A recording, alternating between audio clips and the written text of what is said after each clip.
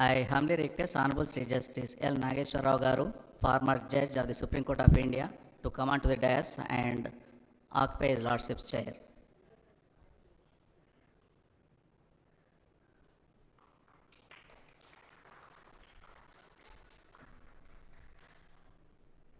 I request Honorable Sri Justice Abhinand Kumar Shavli, Judge, High Court for the State of Telangana, to present a sapling to Honorable Sri Justice L. Nageshwar Rao Garu, former Judge of the Supreme Court of India.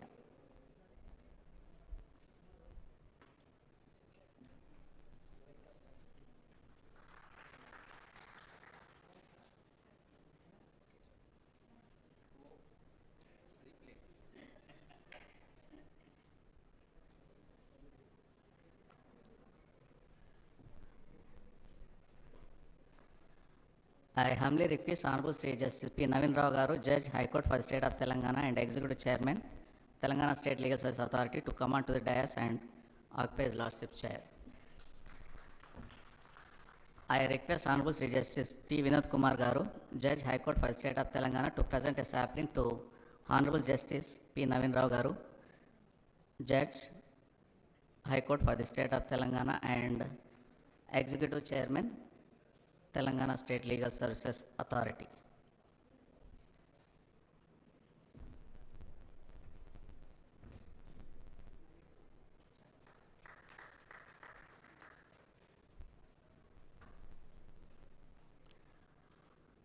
I also request Sri George Lim, Chairman, Singapore International Mediation Center, to join the program virtually.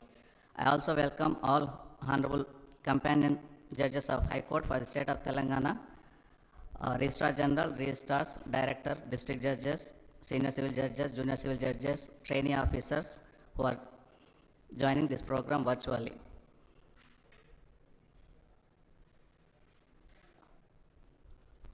Now I request all the dignitaries on the dais to rise for the Vande Mataram.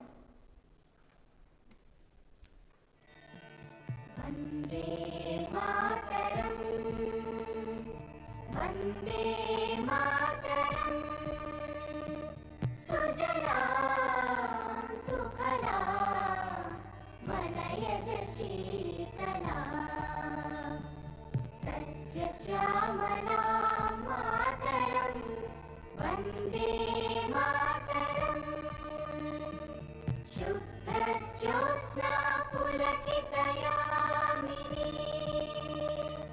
Pullakusumita Drumadala Shobhini, Suhasini Sumadhura Bhashini, Sukhadam Varadam Mataram, Vande Mataram, Vande Mataram.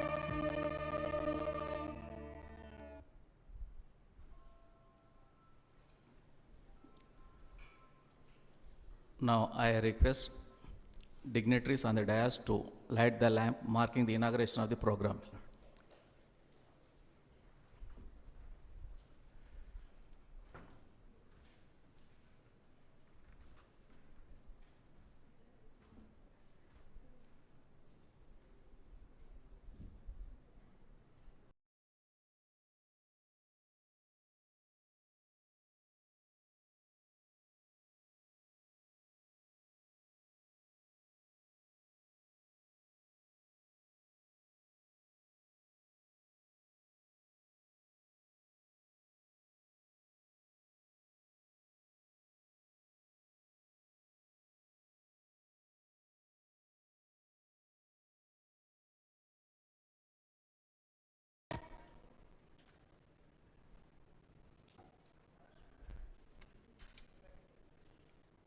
I now request Honorable Sri Justice P. Navin Rao Garu, Judge, High Court for the State of Telangana and Executive Chairman, Telangana State Legal Service Authority, to deliver his Lordship's welcome address on this occasion.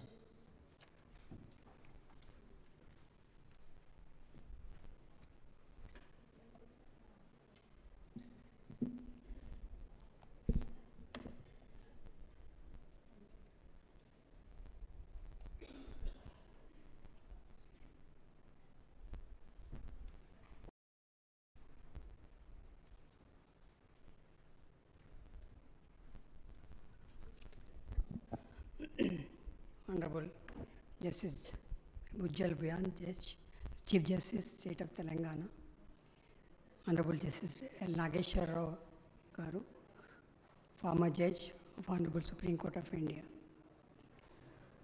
Mr. George Lim, Chairman, Singapore International Mediation Center, my dear brother and sister judges, press, and print media, judicial officers participating virtually, registrars and staff of the High Court. Good afternoon to all of you. Art of mediation and negotiation in dispute resolution process, concept and techniques of mediation.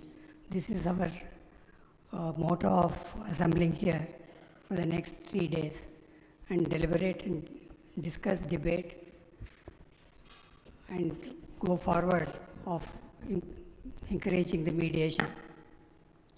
I start by saying what Mahatma Gandhi said in his story of my experiments with truth. He was sharing his experience when he was practicing in South Africa. My joy was boundless. I had learned the true practice of law.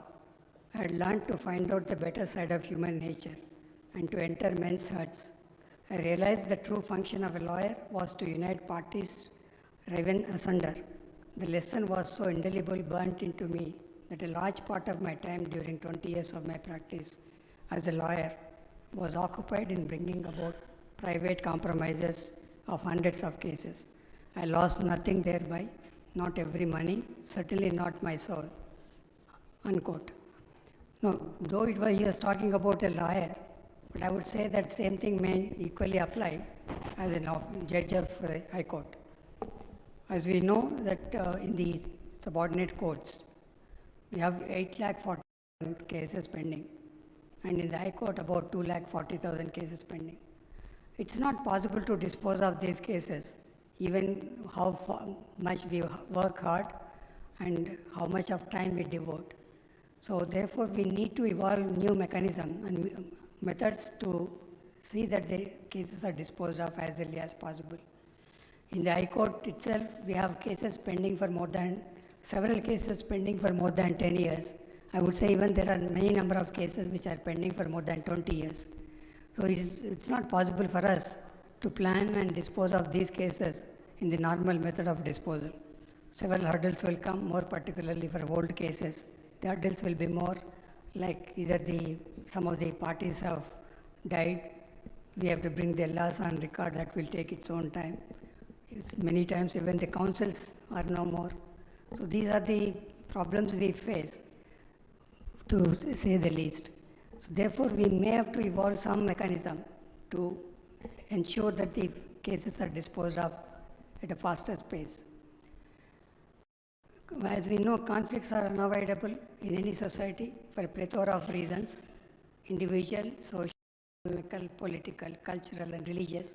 And as such, there is a need to develop mechanism for conflict resolution. India, unlike other countries, have a long and rich tradition of collaborative and amicable settlement of disputes. Mediation in varying forms existed in India since time immemorial. The magnum opus epic Mahabharata actually illustrates an example of early attempted mediation as a conflict resolution tool, where Lord Krishna attempted to mediate the dispute between Pandavas and Kauravas. It is worthwhile to recall the failure of such mediation, which led to disastrous consequences. In India, from time immemorial, various forms of mediation was practiced as a method of dispute, conflict resolution. In villages, elders assisted in resolving the disputes by providing their wise counseling. I was witness to many of the disputes being resolved by my father, as he was a sarpanch for about 20 years. So in the childhood days, I used to cleanly observe how the proceedings were taking on, how the elders were advising the persons who are in conflict. Concept of mediation, as we know, mediation is a voluntary, party-centered and structured negotiation process.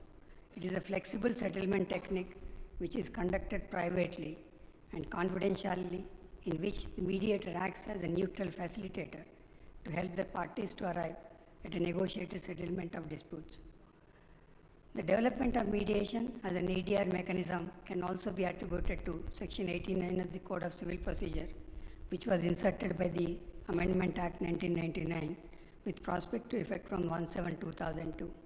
In the various legislations made of in the recent past, the precondition imposed is that the parties must first take recourse to the mediation, and then only they should come for litigation to the regular courts. One example is from the Commercial Courts Act. Section 12A was inserted to encourage mediation as an important tool before the persons having commercial dispute to take recourse to the regular courts. The Honorable Supreme Court, in the case of Salem Advocates Bar Association vs. Union of India, made it mandatory for the courts to refer cases to the alternative forums if they were so pleased. This case stands as a landmark in the development and evolution of mediation in India. Honorable Apex Court in Food Corporation of India vs. Joginder Pal also laid down the emphasis on ADR system of adjudication through arbitration, mediation and conciliation, and is a modern innovation into the area of the legal system which has brought revolutionary changes in the administration of justice. Further, Law Commission of India in its report number 222 of 2009 emphasized the need for justice, dispensation through ADR, etc., recommended that there is urgent need for justice dispensation through ADR mechanism. Apart from increasing legal awareness, the National Legal Service Authority encouraged the settlement of disputes through ADR methods. One such mechanism is the Lok Adalat and another is mediation. At present, mediation centers are functioning in 10 districts in the state of Telangana and one at High Court level. Consequent to the establishment of new DLSAs on par with the newly created judicial districts, Telangana State Legal Service Authority is taking steps with the government of Telangana for establishment of mediation centers in the newly established DLSAs. The matter is under active persuasion and we hope to have soon mediation centers in all the districts. Mediation centers in the state of Telangana are presently dealing with court-referred mediation, especially in matrimonial disputes, property disputes, family matters, as it is simpler, quicker, party-centric and neutral procedure to get an amicable settlement. We have with us two eminent persons who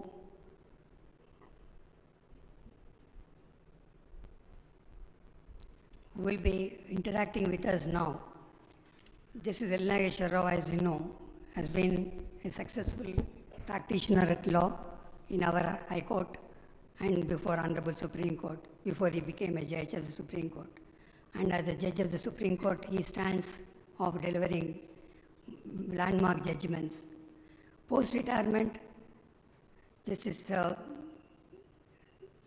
the SC bench led by Justice Chandrachud tasked former SC Judge Justice Nageswara Rao with amendment of the Constitution of India Olympic Association. The bench was hearing a plea claiming the association had government issues, such as failure to conduct elections for office bearers. Justice Rao proposed an amendment which states that there will be an equal number of male and female members with voting rights in the IOA. On November 10, 2022, the bench ordered the IOA to formally adopt the amended constitution and held that the elections would take place as planned a month later on December 10th. Justice Rao, member of the Board of Trustees, International Arbitration and Mediation Center.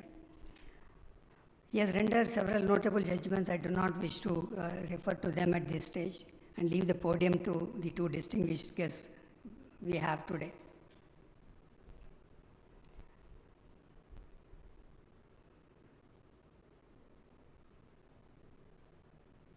Sri Judge Lim was called to the bar in Singapore in 1981 and has practiced law for more than 40 years. He was appointed as senior counsel by the Chief Justice of Singapore in 2010 and was president of the Law Society of Singapore between 1998 and 1999. In January 2017, Judge was appointed chairman of the SIMC, Singapore International Mediation Center. Judge has mediated more than 700 disputes and has extensive experience in mediating cross-cultural, cross-border disputes in Singapore, Thailand, Taiwan, Maldives, South Korea, Australia, and Fiji.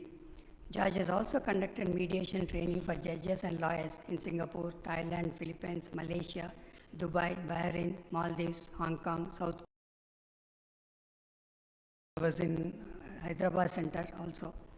Judge on the panel of arbitrators of the Singapore International Arbitration Center.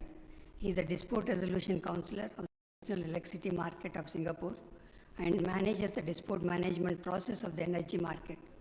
Between 2009 and 2010, Judge served as the first chairman of the Asian Mediation Association.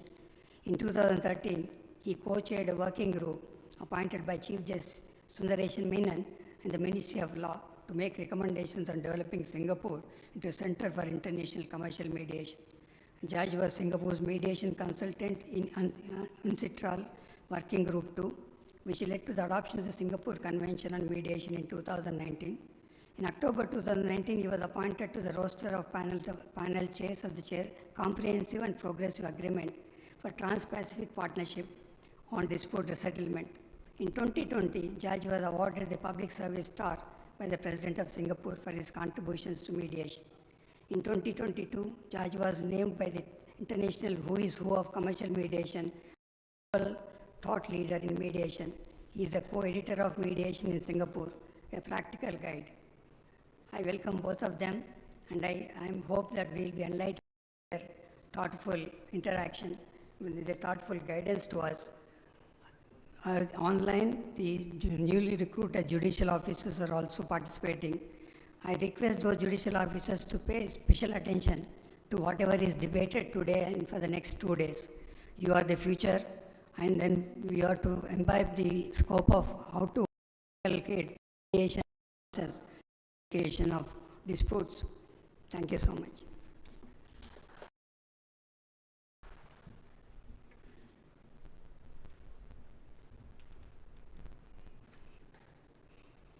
Thank you, Miller, for your valuable message. Now I request L. Nageshwara Garu, former judge of the Supreme Court of India, to address the gathering.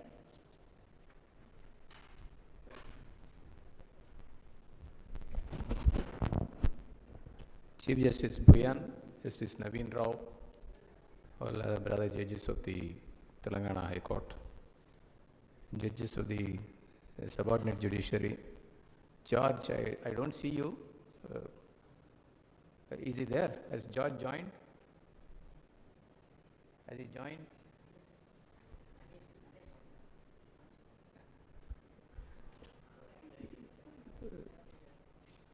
Hi George, good afternoon. Good afternoon to all of you.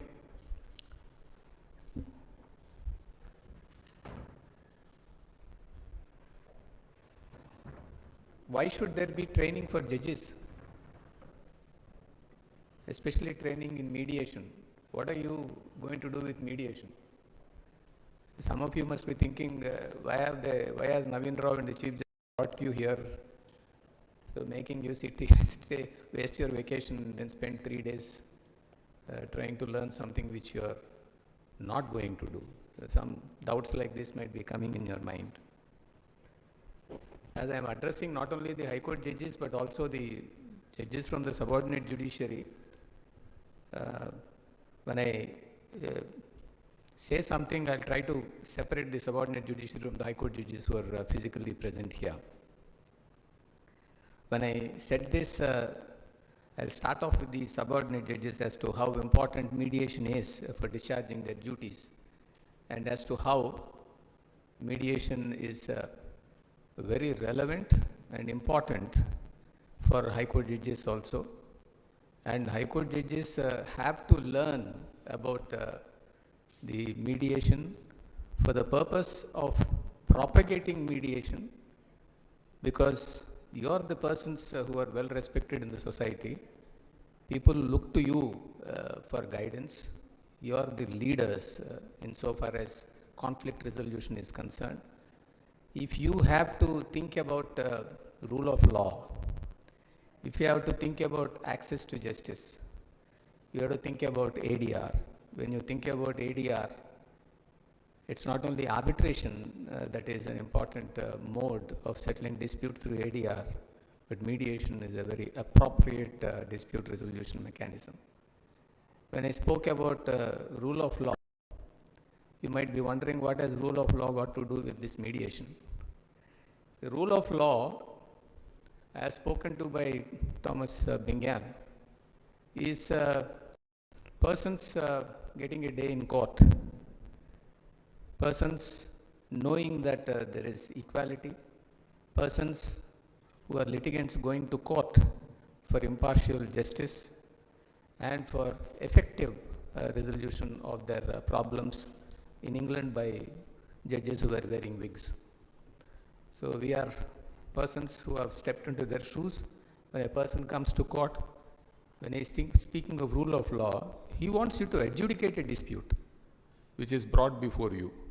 So there's nothing like ADR which was spoken to by Thomas Bingham to start with when he said rule of law. But one core component of rule of law is access to justice. So he said that every person should have access to justice. So in this country, we have given a lot of importance to access to justice. This being the largest democracy, we take pride in saying that every person in this country has an opportunity of redressal of his grievances. He can approach the court for violation of fundamental rights, for settlement of civil disputes, or whatever problems that he has. He can go to court as somebody who is going to hear him and then try to find a solution for his problems. Is access to justice possible with a number of cases that Justice Navin Rao was pointing out in this particular state? He just said that the High Court and subordinate courts put together, there are 10,80,000 cases that are pending. Is access to justice possible with so many cases pending to a common man? I'll tell you my own experience being in the legal profession for so many years and being a judge. Whenever somebody close to me, known to me, a friend, a relative, a member of the family was asking me for an advice that I have a dispute, should I go to court? I used to say, please don't go to court. And they used to ask me, you're a lawyer, you're asking us not to go to court. So I used to warn them, if you are willing for a test match here is not 5 days, 10 years or 20 years of litigation, lose sleep over your matters, there being no peace of mind, you can go. Otherwise, try to avoid going to court. It's not a very pleasant experience going to court. Being a judge and a lawyer, I shouldn't say this, but that's how it is in this country. That's the reality. That's the truth. All this is because of the courts opening doors to everybody, which it should, and providing access to justice to every citizen in this country. We have about 5 crore cases pending in this country. And according to Niti Aayog, it's going to take 326 years to wipe out the arrears. There is no new case that is filed after today. It's not possible. It's humanly impossible. All judges work. All judges take oath that they would work. They work to the best of their ability. If they are not answering their conscience properly. All of us are supposed to work. All of you, I am a retired judge now, all of you are supposed to work. This is what you have been appointed for. In spite of your working overtime also, it's for these arrears. When I became a judge, because I didn't become a judge like you in the high courts, I had this handicap of being directly elevated to the bar. I was asking for some advice to retired chief justices and judges, saying that how is it that I proceed to work as a judge, because I haven't had the experience like all of you who have come here, or they come here with 10 years or 15 years of experience. The universal advice that came to me was this: if you think that you are clearing the arrears by working overtime and disposing of cases, that's a myth. You can dispose of as many cases as possible. Next day there will be double the number that are being filed. You can only do as much as possible between 10:30 to 4 o'clock. So that's the time that is given to you. So you work to the best of your ability. That's the advice that I got from my senior judges rather. So in spite of your working to the best of your ability, you will not be able to dispose of all the cases. Where will the common man go? As of now, this is the only in which the common man in this country has some respect, some belief that there will be some justice done to him. If we are not able to provide justice where he will get some relief immediately, where it will be inexpensive, where it will be impartial, the common man might turn their eyes to some other methods which is not good for a democracy. That is the reason the Law Commission started making recommendations that there is a need to find out alternate dispute resolution mechanisms. For what? For providing access to justice, not only to courts, to other fora for resolution of their disputes. That's how we started speaking about arbitration, started speaking about conciliation, negotiation, judicial settlements, by determination by courts, as well as mediation. There were Law Commission recommendations that were made as to how important mediation is and as to how alternate dispute resolution mechanisms have to be given an impetus. In 2005, the Mediation and Conciliation Project Committee was formed by Chief Justice Lahoti as he then was. They started a pilot project in Karkadruma courts in Delhi. They got judicial officers, 40 judicial officers trained by ICDAS. They underwent the training, and this was sometime on 9th of April, MCPC was formulated or was formed in 2005. In September, the judges in the Karkadruma court have started a court-annexed mediation center in Delhi, whereby courts were referring matters to mediation, and the court-annexed mediations with the help of members of the subordinate judiciary. Lawyers were not there at that point of time in the scene. So they were the ones who were doing mediation to settle disputes. Initially, mostly there were matrimonial disputes and some small property disputes. And thereafter, the disputes, they have gone into the other areas also, like commercial, etc. When Justice Karju was the Chief Justice of the Delhi High Court, he proposed that the Delhi High Court should have a mediation center. Actually, when he was Chief Justice of Madras, he started that mediation center there. The mediation, court-annexed mediation center of a high court was first started in Chennai. And thereafter, when he went to Delhi, he proposed this. He wanted the cooperation of the Bar Association.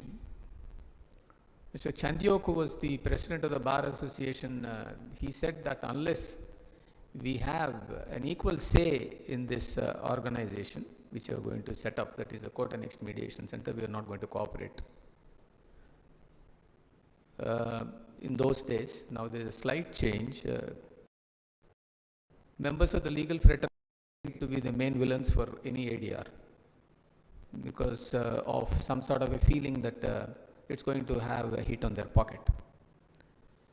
But the Bar Association of Delhi High Court took an active interest in starting the High Court Annexed Mediation Center, which was named Samadhan. Samadhan from 2005 after 2007-8 onwards, it has been doing so well. Every day it has 100 to 150 mediations. It's like a regular court where trained mediators mediate matters in the facility that is available in the Delhi High Court. And the success rate is about 65 to 70%. The court takes an active interest in referring matters of mediation to the mediation center. And the mediation center has been very successful in mediating matters. The same is the case with the mediation center in Bangalore. It also has a good success rate. But the same can't be said about the court-annexed mediation centers in the other high courts. Why is it that the mediation centers, court-annexed mediation centers at least, have not been doing well in the other parts of the country. This is because of the lack of awareness amongst judges, especially referral judges.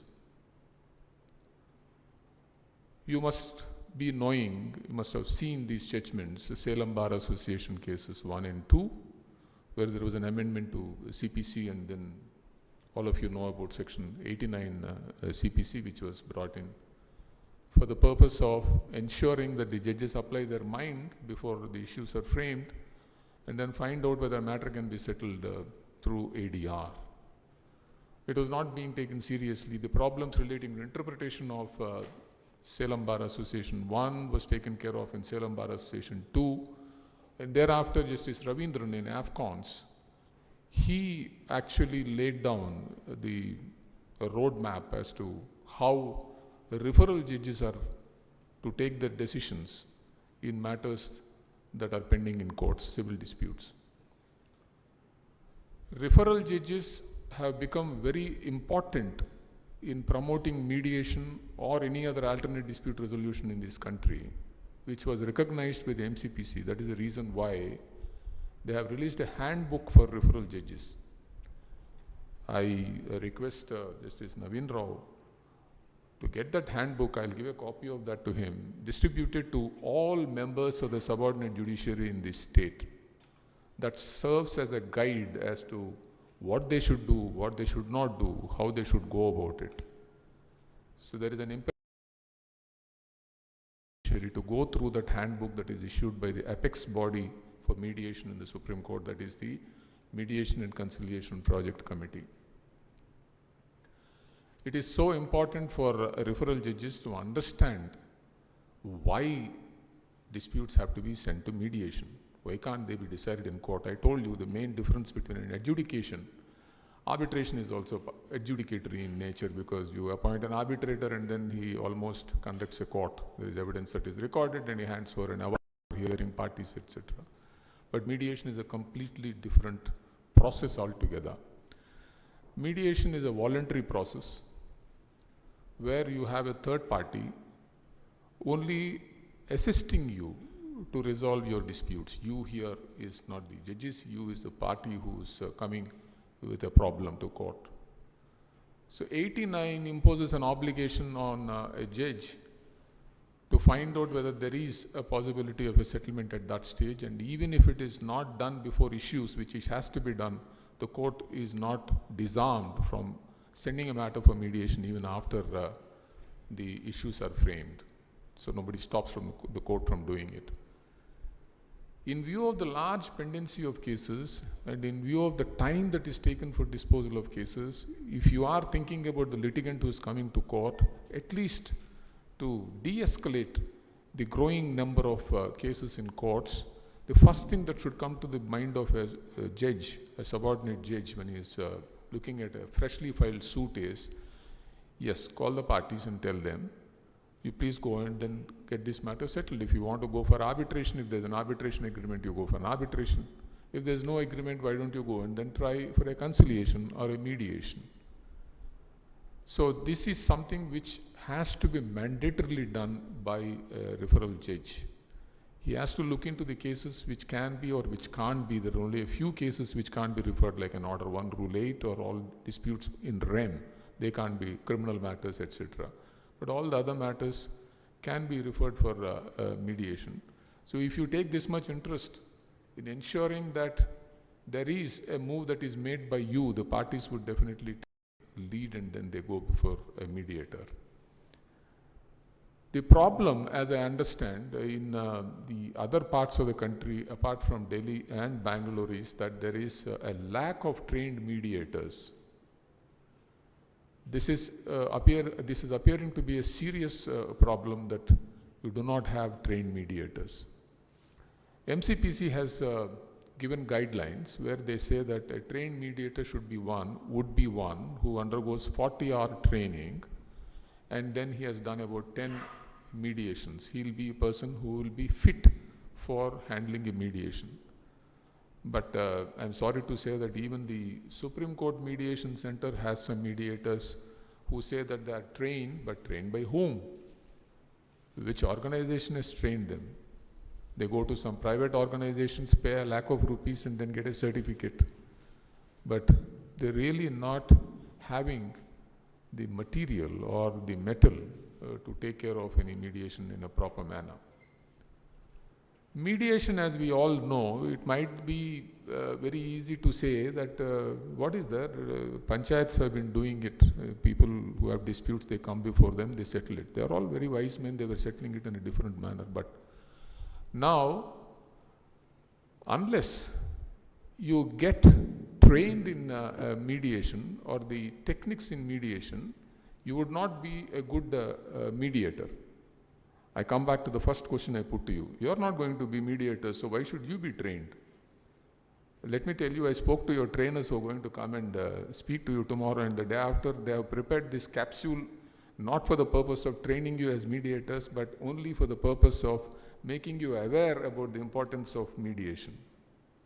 So you are not going to be told what all is going to be taught to mediators. I spoke to them. Why is it important that you should learn is for this reason. Unless, I'll tell you about my own experience. I've been a judge of the Supreme Court for 6 years. Except for matters pertaining to matrimonial disputes, it never occurred to me that other matters which have been pending for 20-25 years, where there is a possibility of settlement, can be sent for mediation. Never occurred to me. And nobody told me also. Even the lawyers also were not making the submission, why can't we send this for mediation? Only when I was appointed as executive chairman of MCPC, I started thinking as to why even complicated matters cannot be settled. There are instances. You have George Lim online. He has settled about 700 disputes. He settled a $5 billion dispute through mediation between a company and South Korea. And all these happened in a period of, within a span of 2 days. So if cross-border commercial disputes which involve huge amounts of money can be settled like this, why can't commercial matters in this country be settled?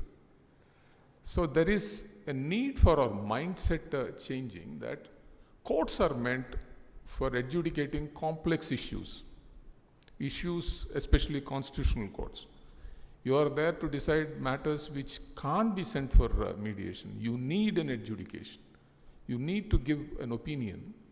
So that's the reason that you should be able to spend time on these disputes. After retirement, I had the opportunity of traveling all over, meeting judges from various other countries. When they asked me, how many cases do you do a day? And when I told them that I handle 65 to 70 matters a day, they were thinking that I was joking. 65, 70 matters is what they do in months. I know how many matters must be listed before you. I left this place a long time back. Then itself there were 65, 70 matters. Now you might be having more than 100 matters on your board every day. So people will go mad from outside if they know that each judge has this much workload. So it is not possible to deal with these matters on the basis of quality if you are only thinking of quantity. You see, there is so much pressure on judges that every person comes and then says, hear my matter. And then they want the matter to be heard immediately so that he'll either not get an interim order. And with this amount of pressure in view of the burgeoning docket, so when is it that we are going to do justice? So, all the judges in this country should start thinking that these are the cases which are fit to be decided by adjudicating these disputes in courts, and all others, there is a need that these matters have to be sent to some other alternate forum for disposal. There is no dearth for work. I've been telling bar associations and lawyers, it's a myth that they're not going to have work. In spite of this country having 25 lakh lawyers, you just see the number of cases that are pending. Everybody will have work. Merely because matters are disposed of, it's not as if people will not come. If they find that matters are getting resolved early, there will be people who would want to get their disputes resolved. Even the perspective of a lawyer in the world has changed. Only in this country we don't think on those lines. A lawyer is now seen in the Western world as a conflict manager. A lawyer is not only a person who goes to court and then argues cases. He is supposed to be a person who understands conflict resolution methods better. Who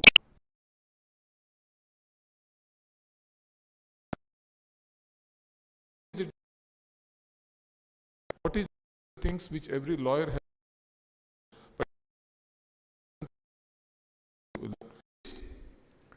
It is very important that even if for judges in the appellate courts, I'm sure you must be having first appeals which are pending for years together. 10 years, 15 years, I'm not sure how many years. 20 years. 20 years first appeals are pending. And even second appeals which can be decided on a question of law must be pending for a long time. So, that speaks of what the civil court has to do. There is no bar for the high court judges also to think of this method of resolution dispute by mediation. Because that's what even the Supreme Court is doing. A dispute which has been pending for 40 years. Yesterday, I didn't know that I was handling such a dispute. The amount involved in the dispute is 1,000 crores. And members of a royal family are fighting for 40 years. The Supreme Court asked me to mediate that dispute. So, it need not be necessary that, oh, matters have been going on for a very long time. Why should we send this for mediation? So, the problem with any conflict is, whenever there is a long period of time, it becomes very difficult for the matter to be settled. The conflict cycle becomes much more difficult. If you are able to get it resolved at the initial stages, that's why I was talking to the subordinate judges, telling them, please think about 89 is there. You use it. And then if you can stop it there, that's the best thing that can happen. It's not going to escalate much. But first appeal. Okay, 10, 15 years has passed, still you can do it. If the Supreme Court is doing it, why is it the High Court cannot do it?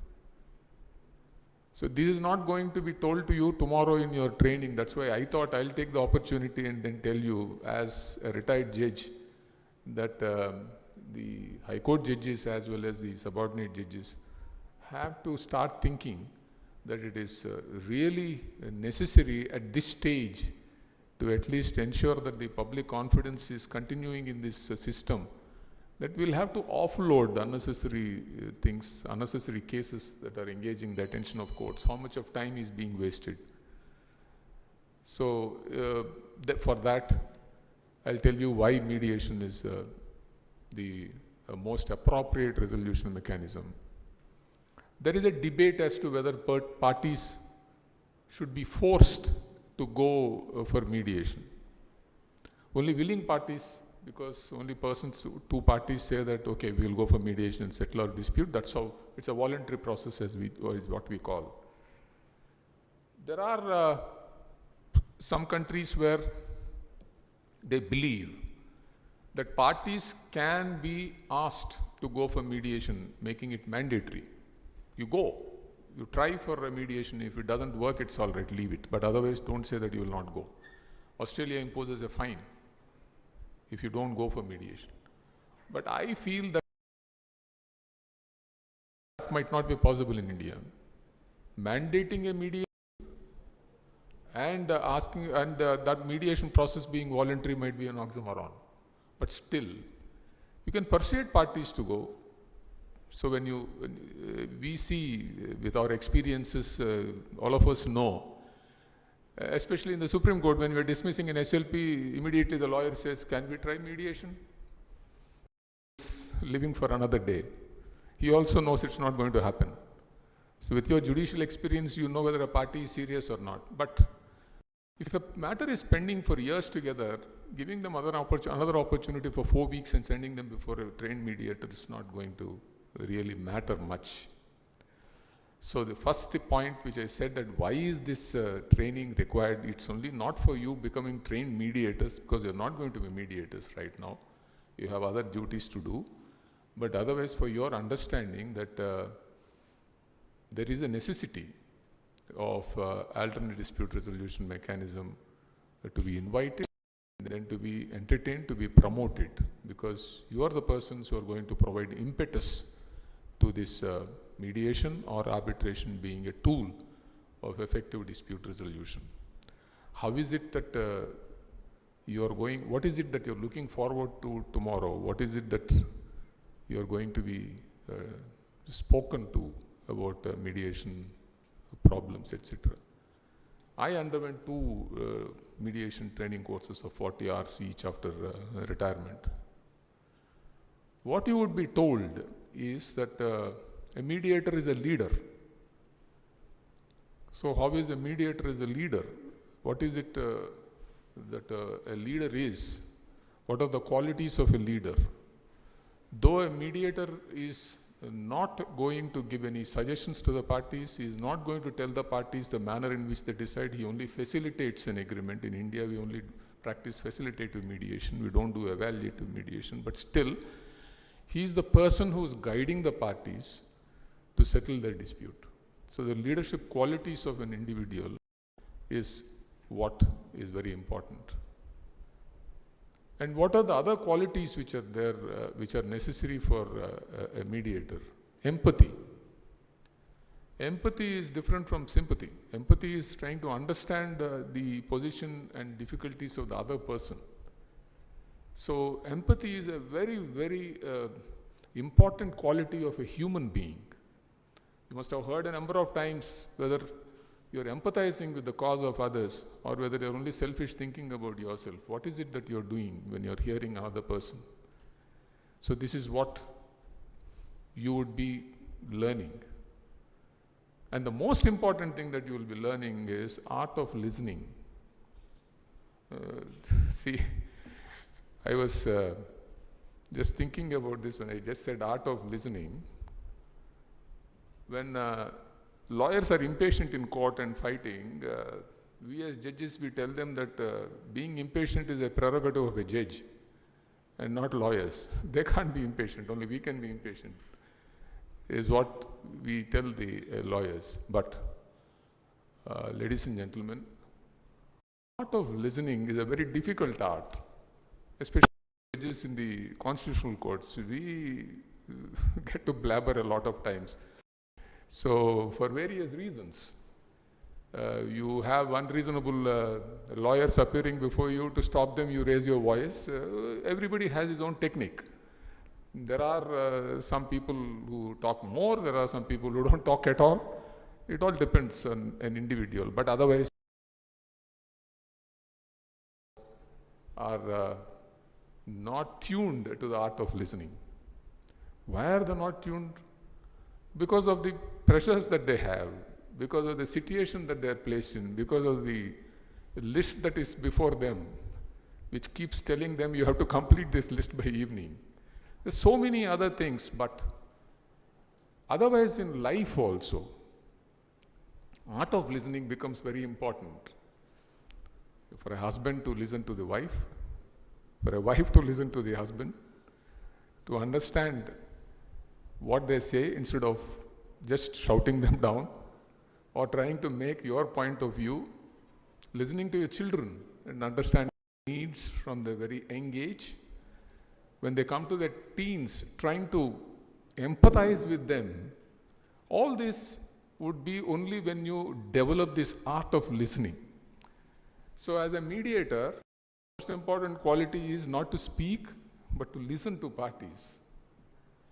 And as individuals, you learn this. Forget about a mediator. So, at least after I completed my mediation course, I thought that I was a better individual. Whether I'm going to practice or not is a different thing. We learn so many things, but we go out of the room and then definitely not think about it. We speak so much. We tell the world that this is good, this is bad, but when it comes to us, I'm sure that we are not going to follow it. At least we learn. At least we know. There are so many things which we think we know, but we don't realize. At least we realize, oh, I knew this, but I never knew that this was very important. So, these are some things which After 2 days of you spending some good time with your trainers, you are definitely going to be benefited by some individual traits which will help you to become a better human being. Actually appreciate all of you for spending 3 valuable days of your vacation and then taking the lead for this mediation. The initiative taken by the Chief Justice and Naveen Rao is something which I am going to tell all the high courts in this country, and I am sure most of them will follow what you are doing now, because we are at the crossroads right now. He is at the crossroads. We are trying our best to somehow or the other keep the confidence of the public in this institution. If this confidence has to be kept going, we'll have to find ways and techniques of somehow or the other dealing with this mammoth pending cases. This is all gargantuan is what we say. We don't know how to find a solution to this. We'll have to somehow or the other find out ways and means of reducing this load and people having confidence in this system. So I wish you a very happy and fruitful training. I tell you from my personal self, I had training for 40 hours continuously for 5 days. I enjoyed every minute of it. I'm sure the next 2 days is going to be a very for you because there are trained mediators who are going to tell you how important is mediation. As I said that they prepared a capsule for you, it will not be boring at all. And you will definitely go out as enlightened souls insofar as your duties are concerned as judges. You adjudicate matters. There's absolutely no doubt about it. That's your main duty. But also you'll have to find out ways and means of somehow or the other getting other disputes which don't need your attention resolved in a fast manner, in an inexpensive manner. And that would definitely be provide solace to a common man and improving the access of justice in this country. Thank you.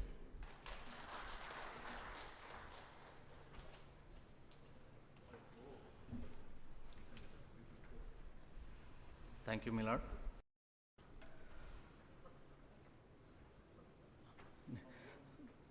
Now I request Sri George Lim, Chairman, Singapore International Mediation Center, to address the gathering virtually.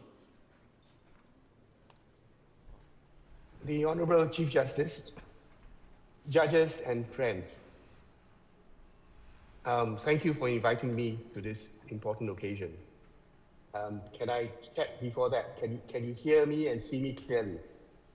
Just raise your hand and indicate. Thank you very much. George, we can hear you, but thank you for wearing that shawl over you. The shawl which you took from Hyderabad. I was going to talk about. I'm wearing this shawl. You know, I was in Hyderabad 2 weeks ago, delivering the annual lecture for your India Mediation Day. And I was given this shawl by IAMC. So, Justice Nageswari Rao and Tariq Khan, thank you for this. It's a beautiful shawl, and it's my connection with Hyderabad and Telangana. I will always remember your kindness.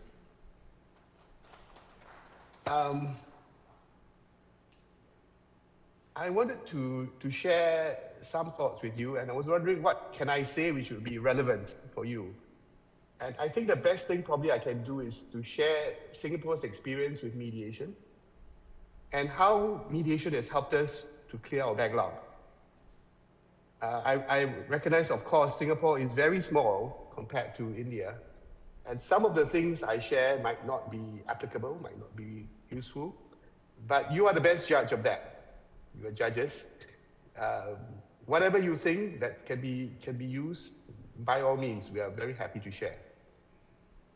So let me touch on how mediation was first introduced to Singapore.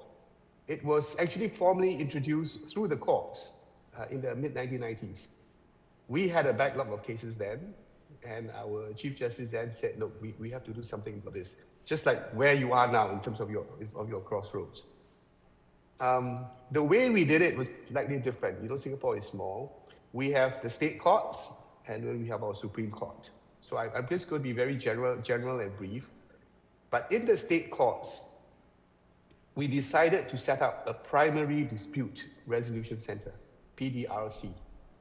In other words, the message went out that mediation was going to be the primary dispute resolution center. Only if you can't settle, then you go to court. Court will be the last resort. So we set up the PDRC. The state courts deal with claims under Singapore $250,000. Okay. Mediation was made free. We trained a pool of judges, of magistrates, judges and magistrates to mediate. So we had like 8 judges, well trained in mediation. They went to Harvard, they went to different schools. They had the inclination to become mediators, and they did nothing but mediate cases every day. If the case was successful, fine. If there was no settlement, then the case would go to another judge. The mediated judges would not hear the cases. That was our rule. It was very successful. Success rate was like 90%. Cleared a lot of cases. In the Supreme Court, the judges would not mediate because the cases would be larger, more complex. The judges, registrars and judges would refer the cases to the Singapore Mediation Center. And the center was set up. We had first panel, 100 mediators, half lawyers, half non-lawyers. We had architects, doctors, engineers, contractors. And that was really to involve the larger community. Cases more difficult, success rate was like 70-odd%. And parties paid. Parties paid for the mediation. We wanted to professionalize mediation so that good people, good lawyers, good architects, good doctors would come and mediate as well. As you can imagine, the legal profession was apprehensive. I was then vice president of the bar. Lawyers were apprehensive that this would take away work, would hit their rice bowls. But really, it did not. And I can tell people it's a myth that mediation takes away work, because at that time, 3,500 practicing lawyers on the roll. Today, with mediation blossoming in Singapore, we have 6,000 lawyers on the roll. So it took a little while. Lawyers needed to be educated. One of the things my Chief Justice did, he invited all the senior partners in our law firms to attend a mediation course. And it was very good, because once you get the buy-in from the senior partners, the junior lawyers would say, fine, mediation's good, no problem within the firm. So that's how it was.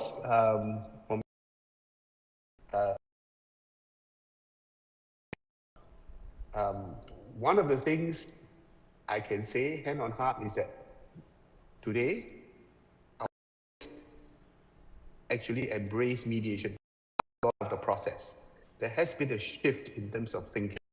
You need to do that, because lawyers are gatekeepers of disputes. You need to change them, involve lawyers to become mediators, to become mediation advocates. And there has been a mindset change. I think that one of the tools which the courts used was to introduce practice directions. So you don't have to make law. Judges, the courts just made practice directions. Two practice directions were very effective. The first one imposed duties on lawyers to explain mediation to their clients. So lawyers had that ethical duty to explain mediation. The second practice direction was, which is used in many countries, are cost sanctions. In other words, if you do a case, you win your case, but you did not mediate for good reason. You did not mediate and you have no good reason, you might not get your costs, your party and party costs, at the end of the trial. So that was in Order 59 of our rules. And I think with the carrot and stick approach, lawyers learn that mediation is actually good for the client, for the parties, and for the good of the profession. Justice Rao, you spoke about access to justice, rule of law and access to justice. This is precisely what we have to do. All of us, lawyers, judges, we are all part of the legal process. We need to make it work. So this has been the situation in Singapore. It has really helped the legal process and the courts. I want to share with you the latest initiative of the courts, okay, which was introduced in 2021. So our rules of court were amended in 2021, and Order 5 of our rules of court now say, so the scene is now changed. Parties now have an obligation before commencing an action to make an offer of amicable resolution. Sorry, to make an offer of amicable resolution. So that's the phrase that's used, and that includes mediation. So there is now another shift. First, shifting the duties from lawyers to now to the parties themselves. The other big change now is that before the case enters the system, and this is what we're trying to tackle now, even before it gets into your court, your index, you try to mediate the case. It will help clear a lot of cases, okay? So now there's another tool which you use. Parties have to make an offer. So like this coming Friday, I'm doing a case, I'm mediating a case where it's as a result of Order 5. That means they haven't gone to court, and one party has proposed, the other party, let's mediate first, accepted, and it's come to our center. So that's a big change. And the other change that now has come about, and this is the debate, Justice Rao, you're talking about whether it should be mandatory. We have not made it mandatory, but judges now have the power to order parties to go for mediation, to direct parties to go for mediation. So this is the other tool. Where you think it is a suitable case, so we are tackling the problem before commencement of action as well as during, because mediations will also happen. And this is another reason why it's important for judges in Singapore and elsewhere to be trained in mediation, because you need to know which case is suitable for mediation, and more importantly, at what point of time. There's no point sending a case for mediation if parties are not ready. If there's not enough information, for example, if the issues have not been crystallized. It's always important to know at which. So that in a nutshell is how we've done it in Singapore. I don't know how much of that is useful to India, but I can tell you now that it is really it's helped clear our backlog. You can now get a case, your first hearing within 18 months in Singapore, and complete your case within 2 years. So maybe max 2.5 years. So I really feel for India, because we know India is now the most populous country in the world, and you have a lot of cases, but the problem is everywhere, okay? The court system cannot take on the load of hearing cases, so many cases, and trying to provide access to justice. We need to find a way. And for me, I've been involved in mediation for 26 years. Mediation is really useful. So that's my first sharing with you. The second point I thought I would share with you is this. Mediation works well when the broader community is involved. So it's not just judges and lawyers, but one of the things we've learned is that if you can also bring that cultural change within society, that helps the process. Parties also need to be educated. Ordinary people need to be educated that they have this option of mediation. Not just go to court whenever you have a dispute. Learn to manage your disputes. And this is what I talked about when we did our training 2 weeks ago in Hyderabad. That this involves a cultural change. And look, India, you had your panchayat system, right? Chinese, we had our clan system. Malays in Singapore, they had the penghulu, the village chief will decide things. And then if you think about it, I mean, we are all, our systems we took from the British, the court system, we inherited it. And now it's going back one full circle to learn how to resolve your own disputes. So for me, it is really about managing your disputes, our disputes. And when parties come to me for mediation, I tell them this. For me, the mark of a person or a company is how you manage your disputes. We will always have disputes, but how you manage your disputes. So for Singapore, remember I told you in the Supreme Court, the judges don't mediate, but refer it to the centre. So this is how we've gotten the lawyers to participate, by making them mediators, letting them earn some money from mediation, from getting involved, doing training, learning the benefits. The lawyers have slowly embraced it. Today, we train all our senior counsel in mediation. We train all senior lawyers. Before a lawyer gets called to the bar, you have to do a postgraduate course, and mediation is one of the modules. So the young lawyers also learn about mediation. So involve lawyers. We also want to involve the non-lawyers. So there are professionals from other disciplines. I think it's very useful to get involved. We got presidents of the Medical Association, Contractors Association. We train them. And now mediation is used not just in the courts, but in the insurance industry in Singapore, in banks, consumer association, there's community mediation. For me, there's a lot more that we can do in Singapore, but slowly it's pervading through society. And if you can do that, and people also realize that this is a way, this is another way of resolving disputes. In fact, it's a better way, because you own the problem and you own the solution. And with time, I think it just gets better. So make mediation a profession. You got to, if you want good people to come into this, you got to make it pay as well. So for the larger cases, the more complex cases, I think parties can pay. If they settle, they save so much. Mediation cost is just a fraction of litigation or arbitration costs. 1 day, 2 days at most. I settled that case in South Korea. It actually took 3 days, plus 2 months over one last issue. But it was a $1 billion case between an American company and a Korean company. It can be done. We've shown that all over the world. At the Singapore International Mediation Centre, this year alone, we've settled 2 huge claims against governments, not Singapore government. The parties flew to Singapore, resolved it within 2 days. It can be done. So, judges, you play a very important role in introducing the concept. Well, learning about mediation yourself first, and then introducing the concept to lawyers who come before you, encouraging them, and then sending the cases for mediation at the right time. For me, that's the value of the training that you will do.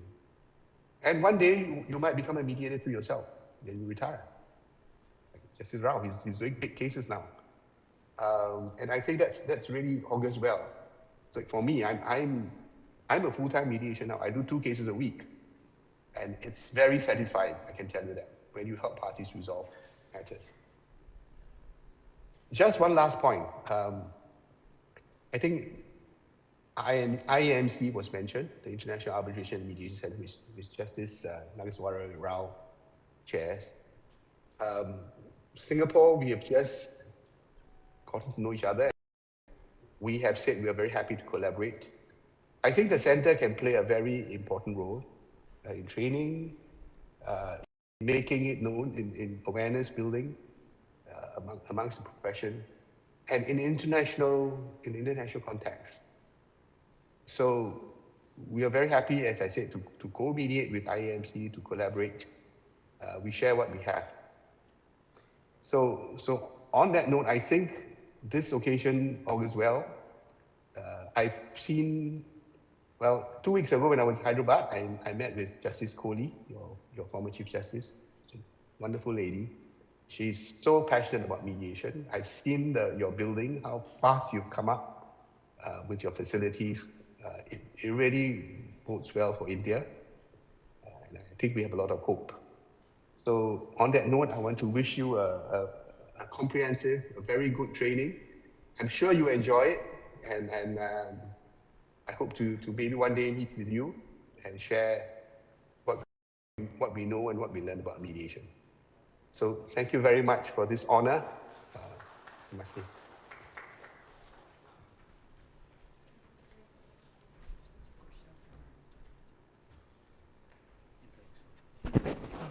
any of us in interaction with Justice Nageshwar Rao or Mr. Lim, you can inquire from him questions or some doubts, any one of you.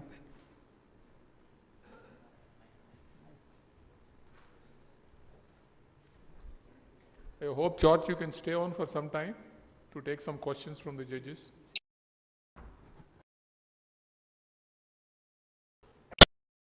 From here. Thank you so much for your time, for speaking to the judges of the High Court, as well as you must be knowing by now that all the subordinate judges are also watching this live, and this is being recorded and sent to all the judges who are actually the referral judges in civil matters in the courts here.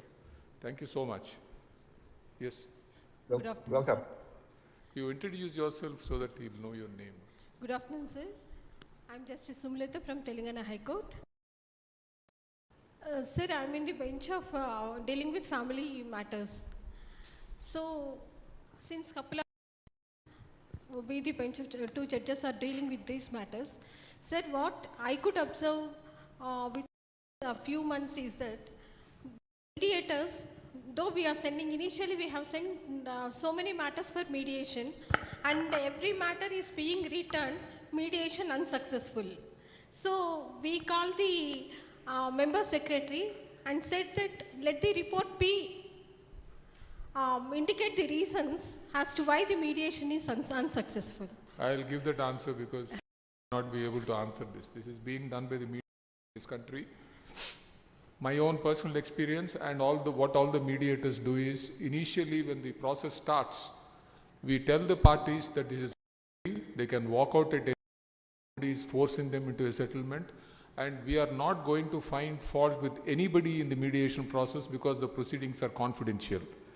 That is the reason we don't want to write any report as mediators to the court finding fault with one party, saying that the lawyer did this, that the party did this, thereby affecting their chances in court. That's why the instructions to mediators is only to file a report saying that it has failed. Thereafter, we took up the issue in one of the matters. After reading the entire record, we formulated some points in respect of the pleadings, their evidence, and the findings given by the judge. And we said that let the mediator explore the mediation in these points where the controversy is there. Thereafter, the mediation was very successful, sir. And in another matter, we inquired over the bench. The mediation was unsuccessful. Then we inquired what happened before the mediators and what is the dialogue. So both the counsels said what happened. Only small issue remained, that everything was settled and the husband was willing to take his wife. But his condition is that as the wife voluntarily left my house, she has to come. I'll not go to my in-laws place and to take the wife back. And the father-in-law says, no, I'm looking after my daughter since these years. You come to my house and take your wife home. So after knowing that, we called the parties to our chambers and said, okay, the husband is not willing to go to his in-laws place and take his wife back. We asked the wife to go on your own to your husband. Then we said, as your child is with your father-in-law and he is taking care of your child all these years, as father it is your obligation to go to your in-laws place and you have to pick up your child. So he ultimately both agreed and they went and took the child, and the matter was within this period. What I could observe is that, sir, because as the mediators are unable to spend their whole time or more time over the mediation process or having dialogue with the matters are not, more particularly the family court matters, are to end into settlement either this way or that way. Like if there is a irrevocable breakdown of marriage, they can go for divorce or for like custody of child or permanent alimony. If there are more sittings, there are more chances of settlement. But as the mediators, what I personally observe, subject to correction, they are unable to spend their time. The matters could not end in settlement. There is a need for change, definitely. That's what we are saying, that trained mediators should be there and they should spend time. It's not as if it's a part-time job. But the point that you made, George, I want your response to this. What is the international practice when a mediation fails? Do you give reasons or you don't give reasons? And if you are not giving reasons, why are reasons not given?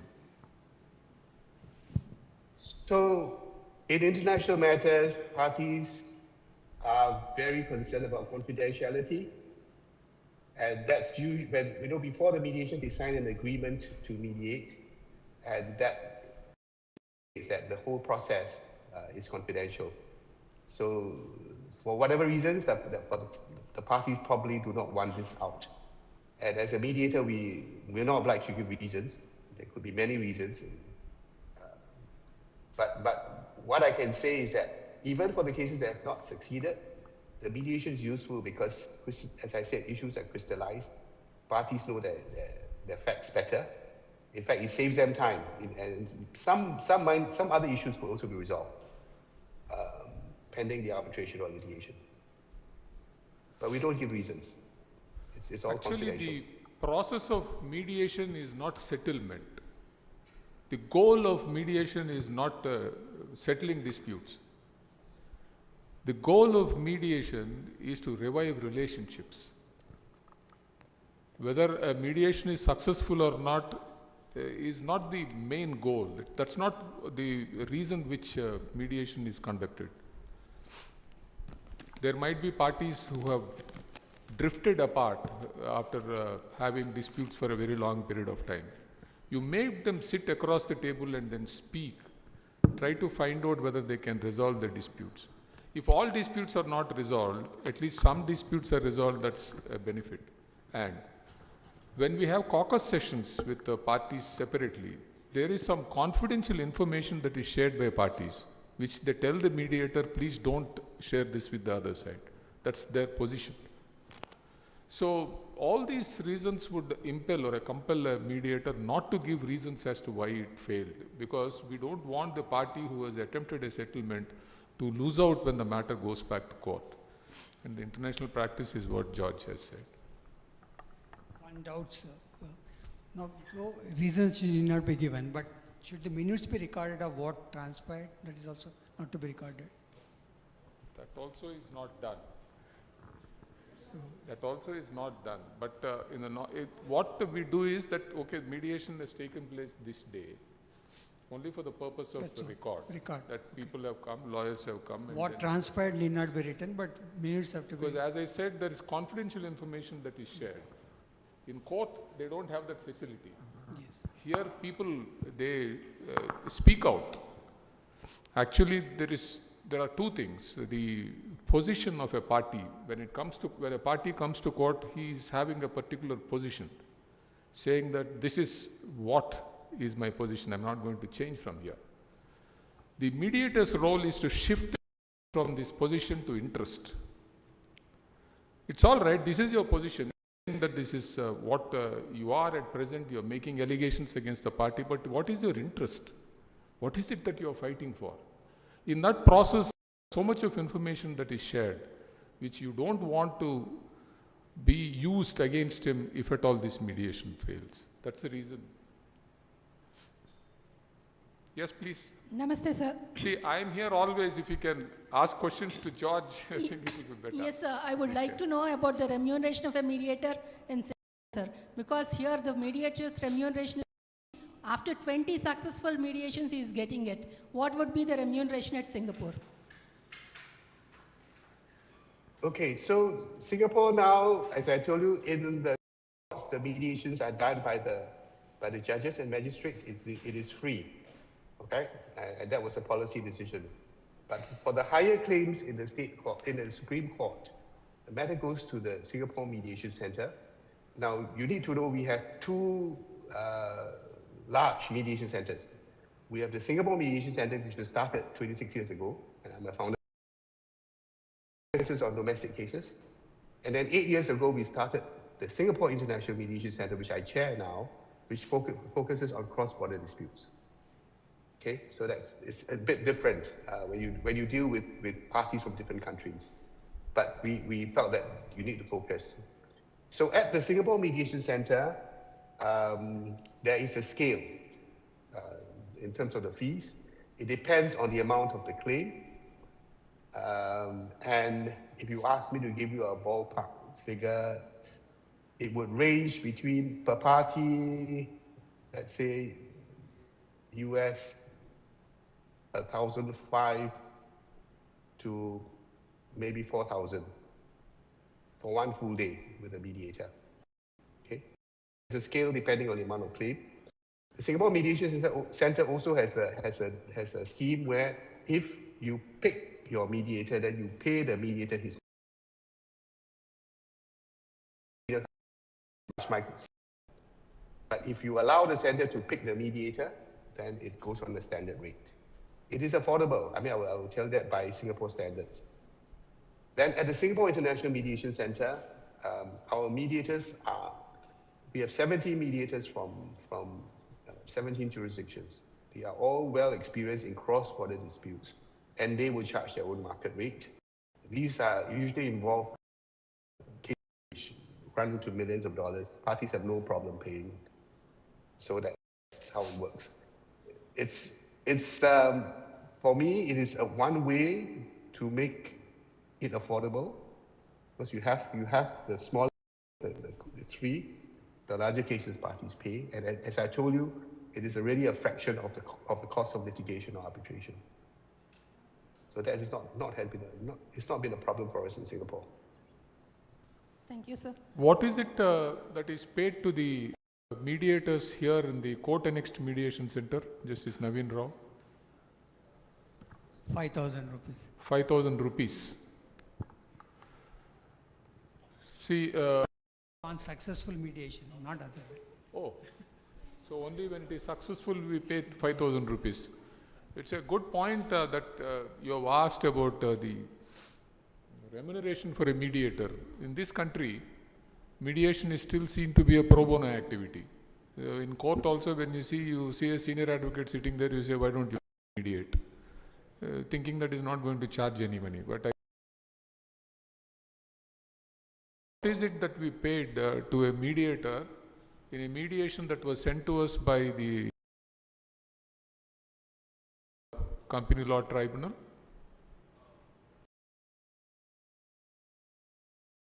But what is it that was fixed? For one session, the charges were approximately 2 lakhs. So I asked him, because I knew this, I asked him to tell you that from 5,000 rupees to full mediation. Now I am just telling you, for a successful mediation, a mediator here in the High Court mediation is paid 5,000 rupees to a range of 2 lakhs per session, whether it is successful or not, to a mediator appointed by the Hyderabad International Arbitration and Mediation Center. So there's so much of gap. Sir, that matter also got settled. I just wanted to add. That's good. No.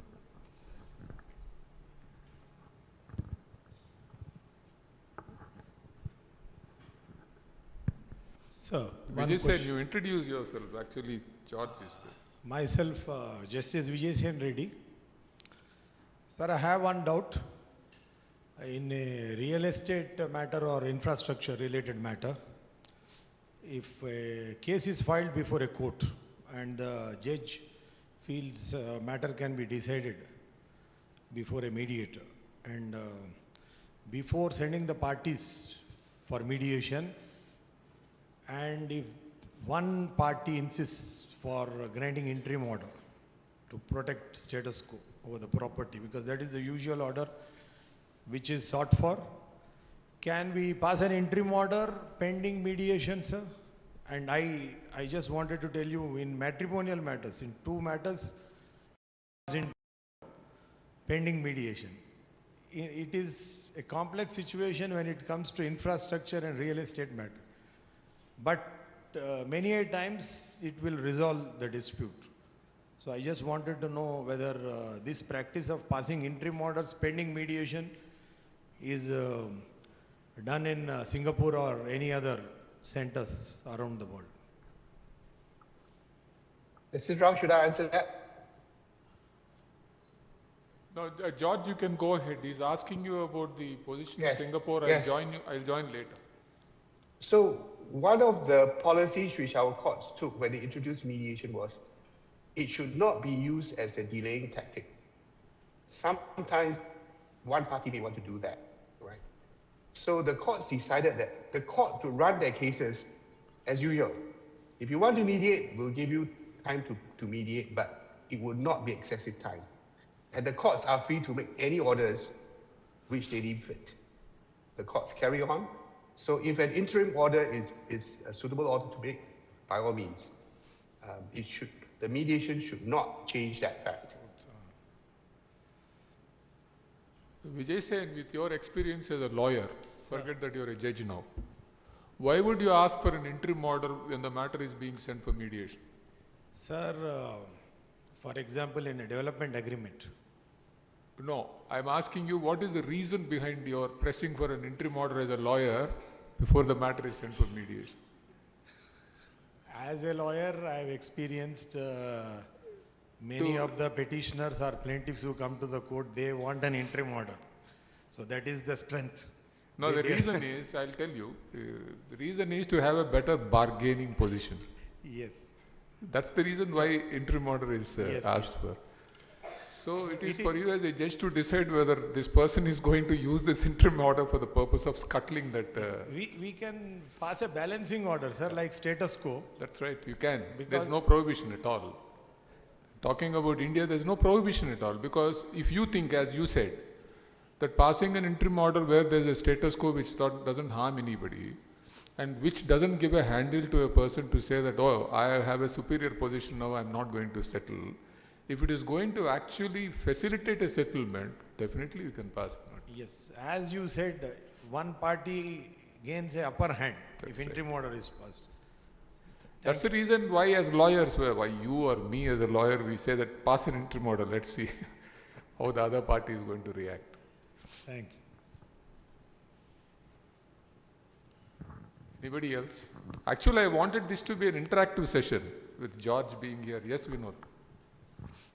I'm Justice Vinod Kumar from Telangana High Court.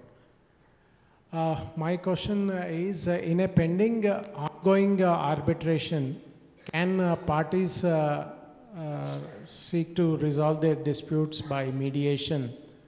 One.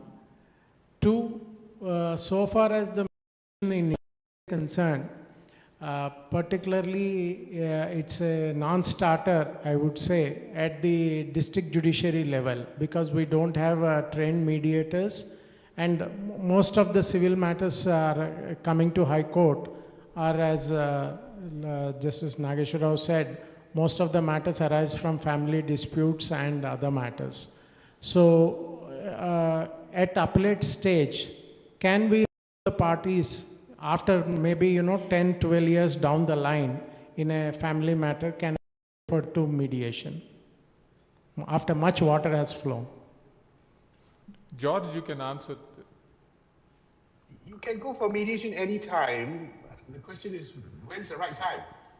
So I don't know enough of the facts of your case, but if it's been 10 to 12 years, I would say, yes, go try it. What's the harm? Spend a day or two and see whether you can find enough common interest. Correct. We know Section 31 of the Arbitration Act that says that when the arbitration is going on, if parties feel or the arbitrator feels that the matter can be settled by mediation, stop the arbitration, send the matter to a mediator, and then after the report comes back, if the matter is settled, that will form.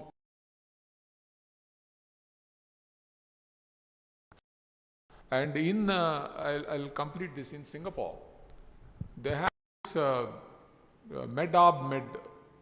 they have this MEDAB. You have arbitration, in between you go for mediation, and then thereafter it can come back to arbitration, like what you just said.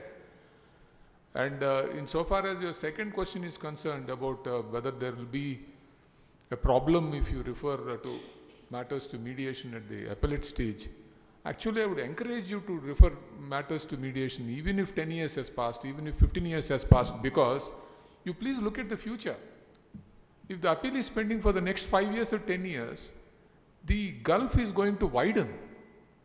As I told you, the conflict cycle is the delay, it escalates the conflict cycle. People are actually driven apart as time passes. So even at the appellate stage, we can seize the opportunity and just find out whether something is going to happen. There's nothing wrong. You want to speak about ARB, MEDAB, George, you want to tell Vinod about it? Yes, sure. So some of you may have heard of the Singapore International Arbitration Center, SIAC or SIAC. How many of you have heard of SIAC? Okay, good. Many of your Indian parties come to SIAC for their cases. So SIMC, the Singapore International Mediation Center, we are sister companies with SIAC. We are next door. So we have now pushed out a protocol, I mean this was 8 years ago, where if you are concerned about enforceability of your immediate settlement, you go to SIAC, you register your dispute as an arbitration matter, you file your notice for arbitration. SIAC will appoint a tribunal but stay the arbitration. So early stages, initial papers filed, tribunal form, the arbitration is stayed. The case then comes to us, SIMC. We have an 8-week period, a window, to mediate the case. Okay? If the case is settled successfully, case goes back to SIAC, it is recorded as a consent arbitral award, enforceable around the world in 160 jurisdictions under the New York Convention. If the case is not successfully mediated, then it goes back to SIAC for arbitration. So business people like this model because they get the benefit of mediation during the arbitration and they get an outcome whichever way. We do a one-stop process, they pay one fee, everything is done backroom. Okay, they don't have to apply to different institutions. IAMC, you are poised to do that because you do both arbitration and mediations. But that has proved to be quite successful, and I think many institutions now use the ARB-MEDAB model. Talking about 10 years, 12 years, I thought I'd just share this quick case with you. I did one case a couple of years ago, Indian party and Indonesian party over palm oil. Case going on in arbitration for many years, okay? Parties came for mediation, set for 1 day. Parties came, we talked about the problem. I said, tell me about the problem. And both sides told me, it's my father's problem. It was the two fathers who had the dispute. The sons came for the mediation. So it's not our baggage. We talked, they stood up, shook hands, deal done. Simple solution. I give you a haircut, we do the next deal together. That's how the commercial world works. Okay? They don't want to be stuck in court or arbitration for many long years. And that's how the world is changing.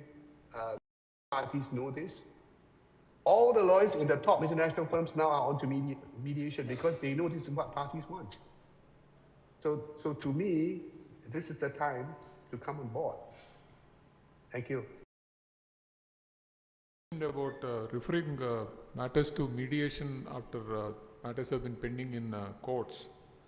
The first mediation I did was a dispute between parties where they have been fighting for 25 years. Asked me to resolve the dispute and then it was resolved in 2 sittings.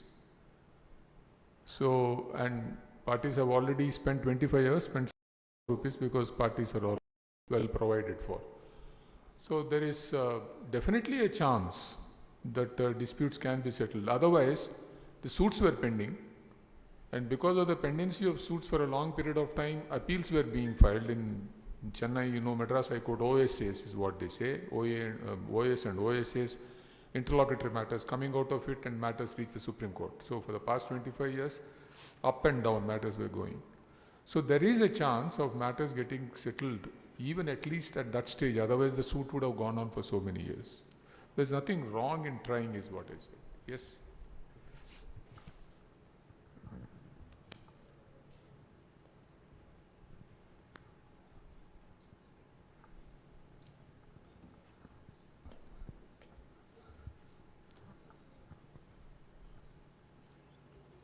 Thank you, George, for your time as well as valuable Welcome. advice and My, comments. my privilege to be here. Yes, thank you.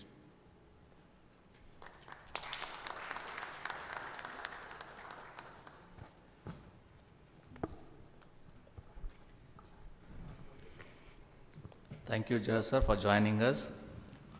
Now, I request Honorable Sri Justice Ujjal Behanji, Chief Justice, High Court for the State of Telangana and Patron-in-Chief, Telangana State Legal Service Authority, to deliver keynote address on this occasion.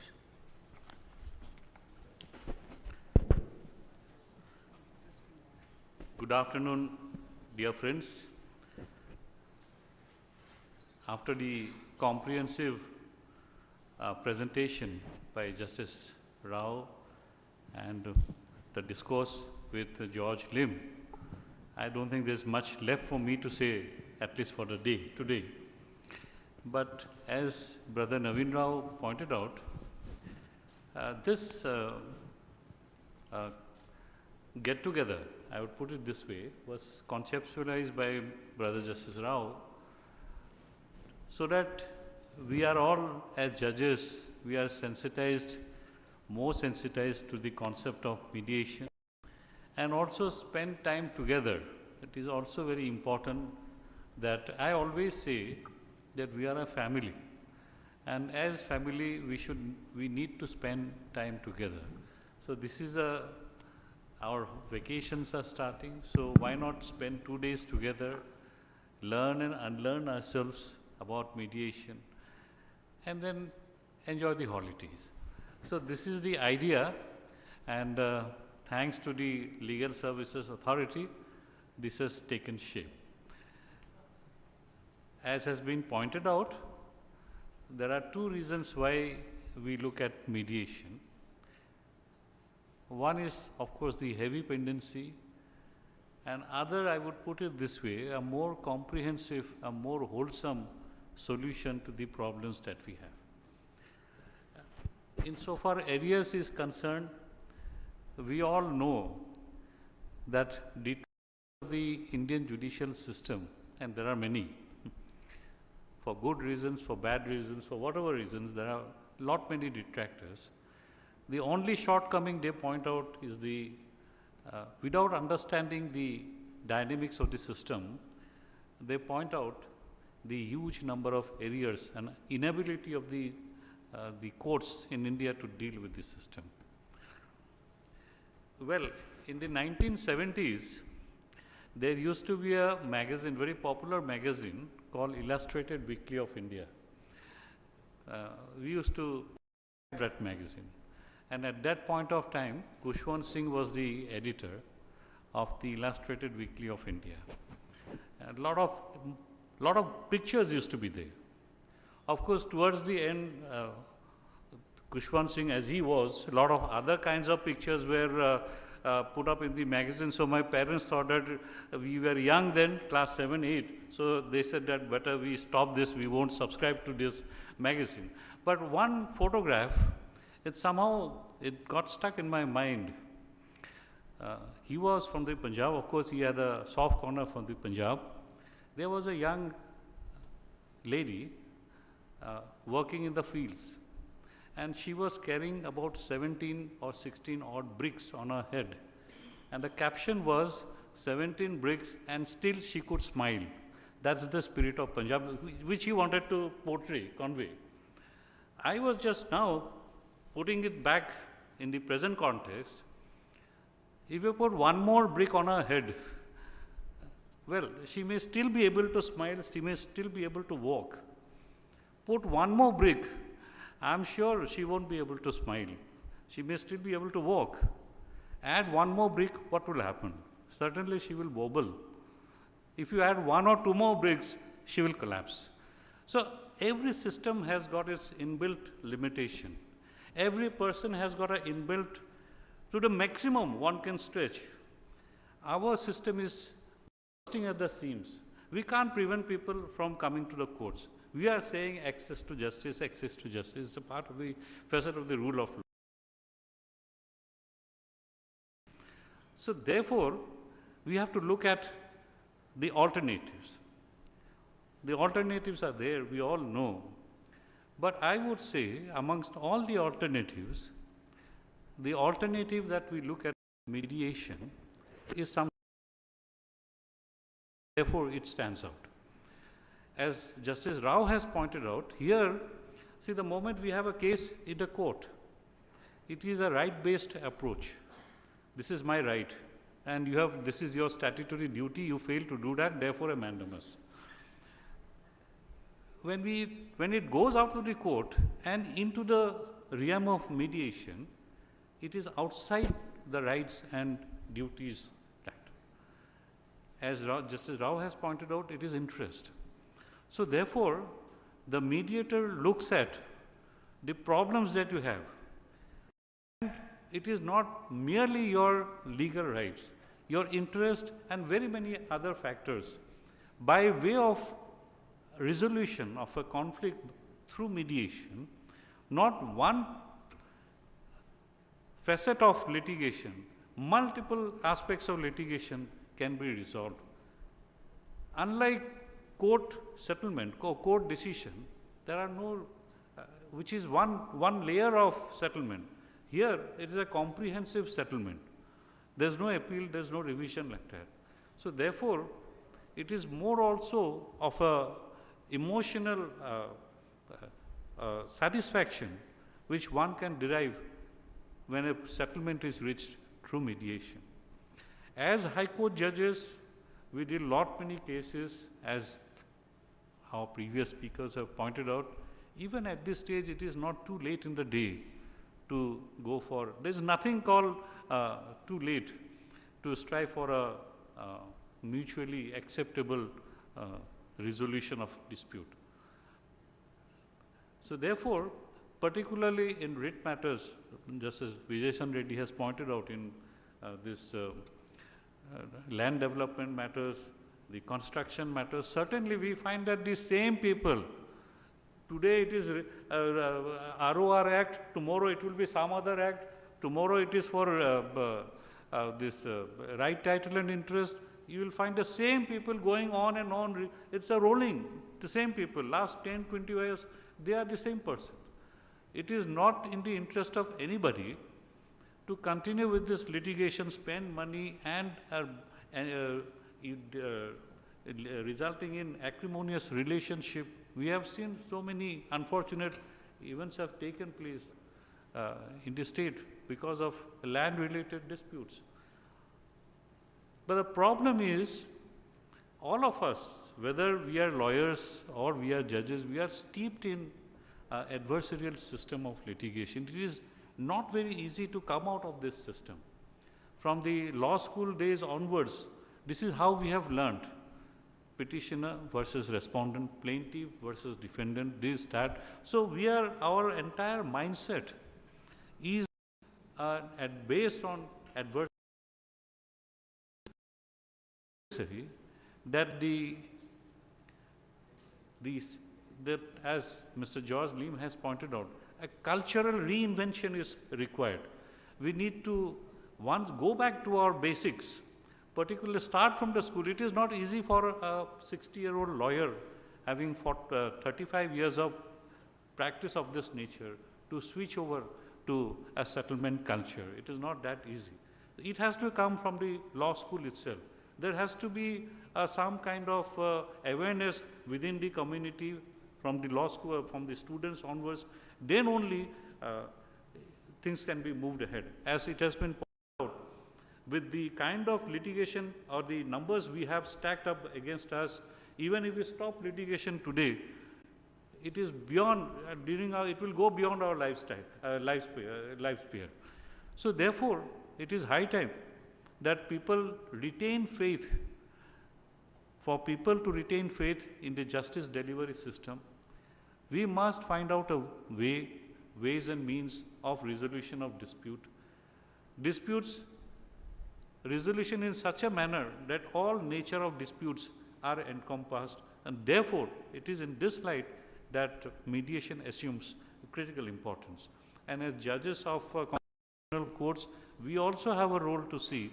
Unless we have an eye to find out that, oh, this is a matter there can be a resolution by way of mediation, and therefore thereafter latch onto it, as it has been pointed out, to ensure that the subject matter remains alive and pass certain orders and send the next mediation. So here comes the second issue or the second problem, the lack of trained mediators, or whatever mediators we have, they are also lawyers. So in the course of the day, they will attend one mediation, they will attend 2 courts. They will have to rush to one court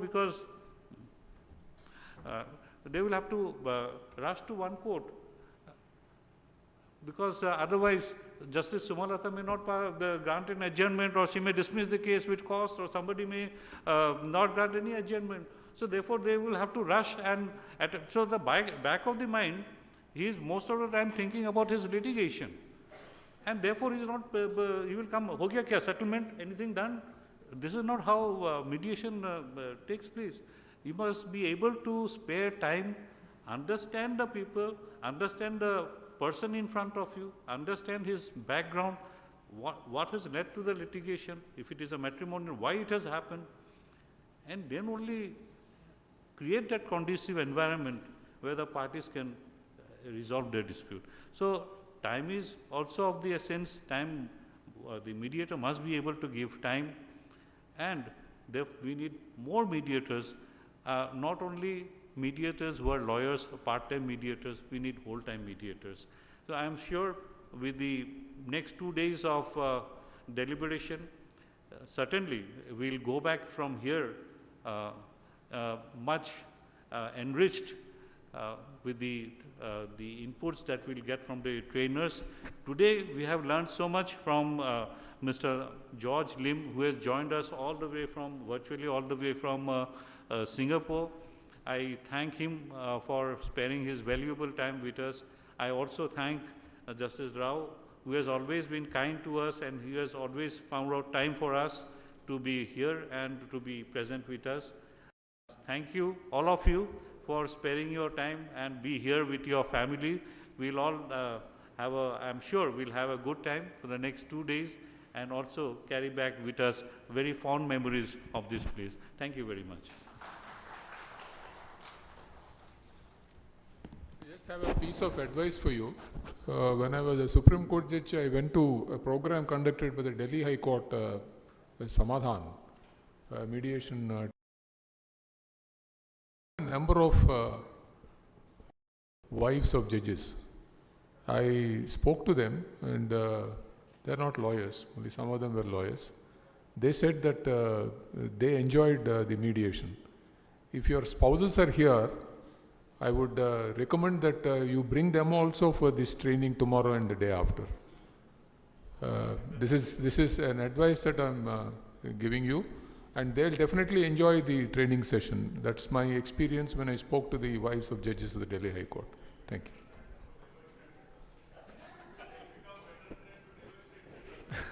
That's good.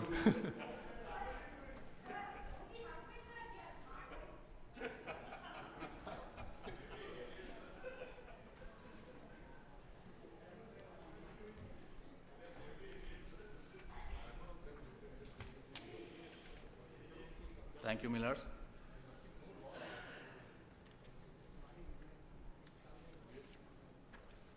Now, with the permission of the Lordships, small felicitation to His Lordship Nageswara Garu, former judge.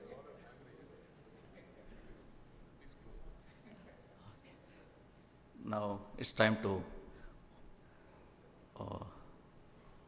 vote of thanks.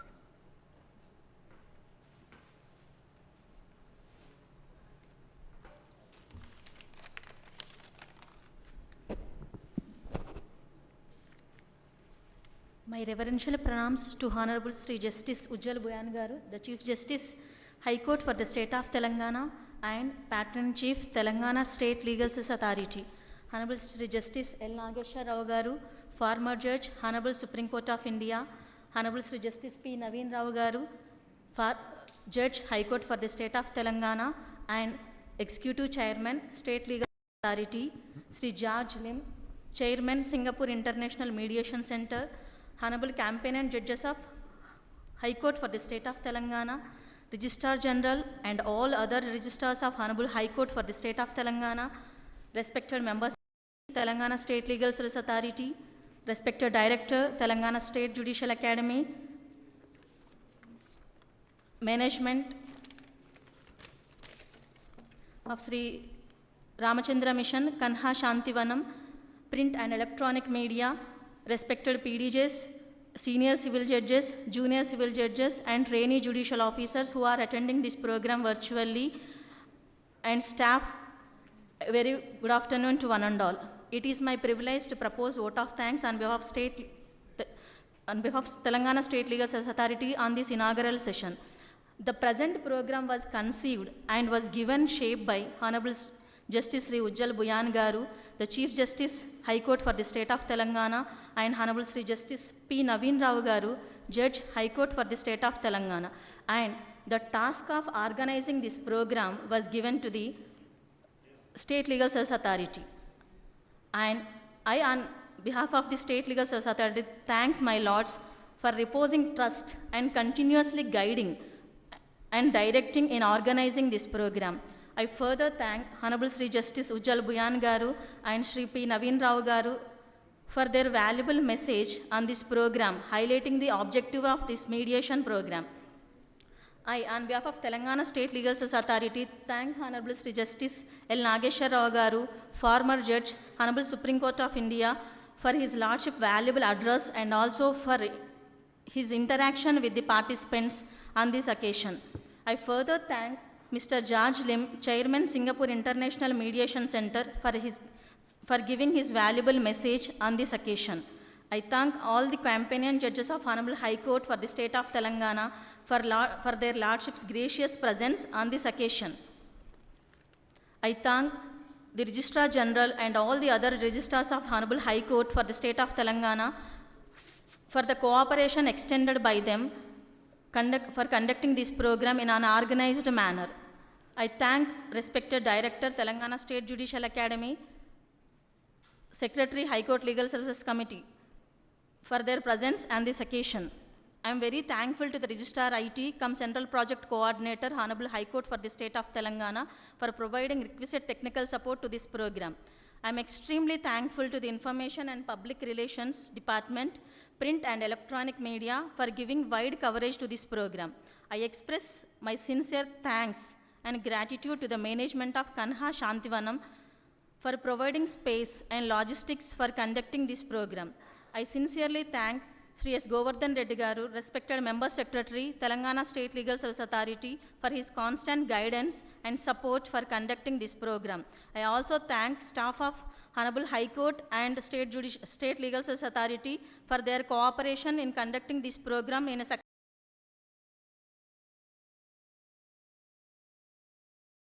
permission of Honorable dignitaries on the dais. I request the House and also the dignitaries please raise for national anthem. Thank you, one and all. जनगण मन अधिनायक जय हे भारत भाग्य विधाता पंजाब सिंध गुजरात मराठा